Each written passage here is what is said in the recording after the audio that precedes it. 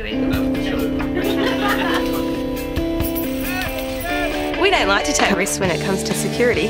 And internet banking is no different. With the Bendigo, on top of our usual login details, we've got a security token that generates a new PIN every time you log in. So even if someone does get our login details, they still can't access our accounts.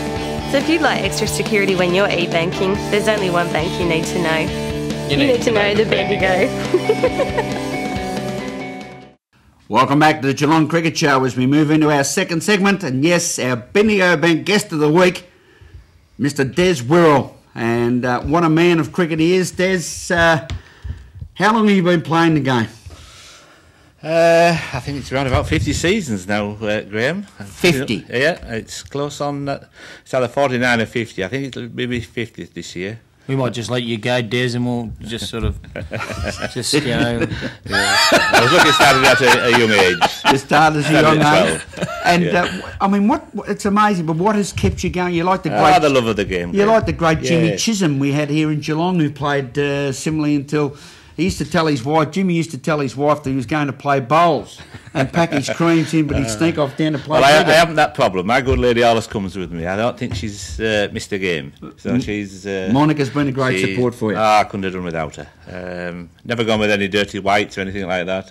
Every game we've played, we've always had new gear. So she's been as supportive as I suppose that's probably driven me on a bit. But I've been lucky with injuries and eyesight. I suppose I've been looking at that side. And what levels have you played at throughout your career? Well, I've played sort of top level in the country. I've played the Yorkshire League, I've played Bradford League, I've pro'd in the Bradford League, and I've gone back to the York District Senior League, which is a very, very good standard. We have the likes of Collis King playing, we've had Alvin Calichuran, and I think Daniel Harris, who opens for South Australia, played in our league about 3 years ago, and we've had some top players still playing in our league. So it's a good standard, and with good facilities, good grounds, and so it isn't just sort of in some backyard where it's easy to get runs. It's been a pretty good standard.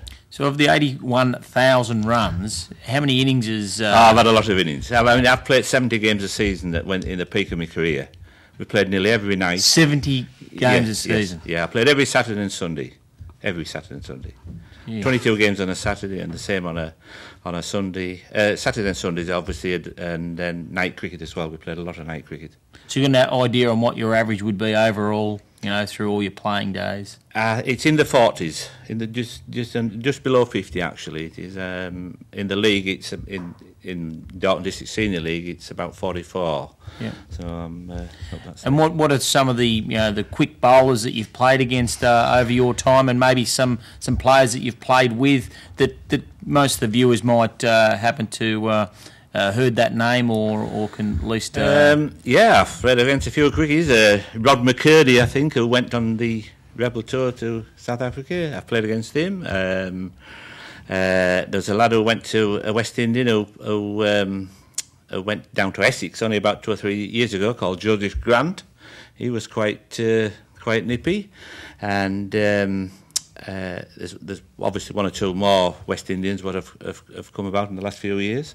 So yeah, I haven't had it all easy, I can assure you. It's a few.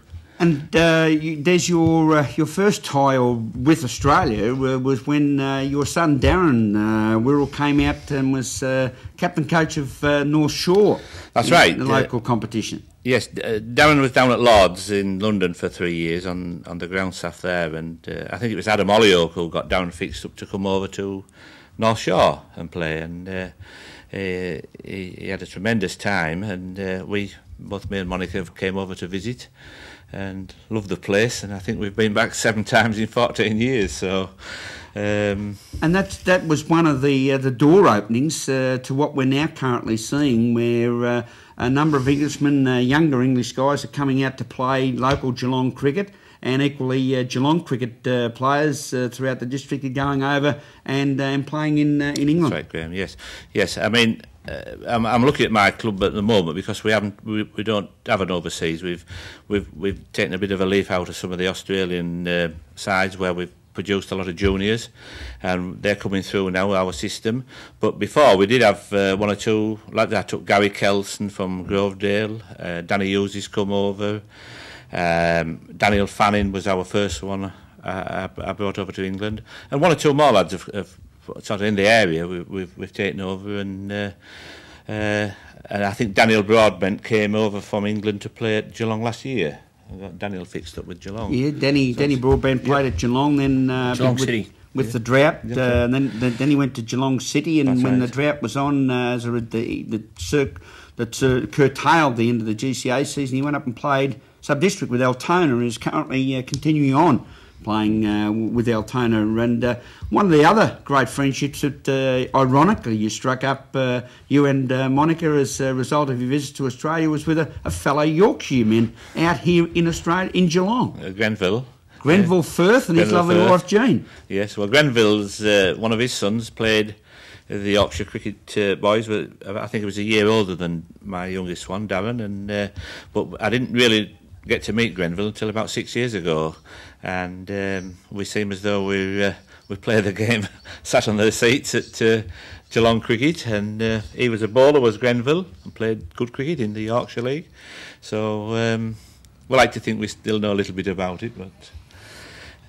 Des, we're seeing the development of English cricket in a similar way that we're seeing in Australia. At the present time at the international level, I think it was Mike Coward at the last weekend indicated to us down at the wonderful evening of the 15th anniversary, 250th game anniversary of the Geelong Cricket Club, where he mentioned that he felt that Australia and India were now the pace setters in the international scene. We're going to see England revive. I think so. I think we've got one or two good young players coming through. It's like everything, it goes round. The Australians are very strong. I mean, there's no two ways about it. But I think you've got to replace these top players. One or two of them in the mid-30s, so they've got to replace them. And we've got 4 or 5 young chaps who have sort of got their foot in the door now, and I think they'll do quite well. I thought that England had been revived once. I don't think they're going to get back off the canvas again. It'll come round. It always comes round. Like I said, we're maybe not as strong as Australia in all departments, but there'll be one or two of them will score some runs. Bell and Cook and Peterson will still be useful, and we've got a young fast bowler called Young Broad. He'll be quite sharp when he gets going. So. And we've got an up-and-coming young English wicketkeeper who could make the national team, Matty Dawson, playing out there at Leopold. Yes, the duck man. We'll take a break on the Geelong Cricket Show thanks to Des Wyrill, who has been our Benio Bank Guest of the Week. We'll be back with the Geelong Cricket Association and see what Mr Dean Armstrong has to say about the local competition. We